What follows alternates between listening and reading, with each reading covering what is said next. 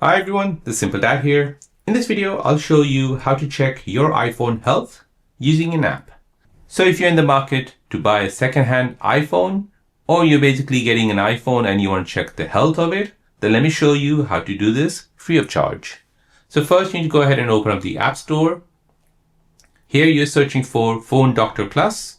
So this is a utility which we'll use to check the features of your phone. Go ahead and install this app. Now once installed, go ahead and open the app. Go ahead and agree to the terms and conditions. Now to check the health of your iPhone, go ahead and tap on Interaction tab at the bottom, and then go ahead and tap on Play. And this will basically go through all these features on your iPhone and make sure it's working correctly. So just give it a few minutes.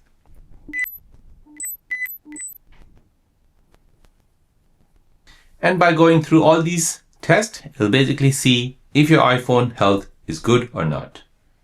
So there you go, guys. That is how to check your iPhone health free of charge on your iPhone. If you're new on the channel and you want to find out more about your iPhone, your Android phone, or any other social media apps, then don't forget to subscribe to this channel to become a part of the Simple Dad community.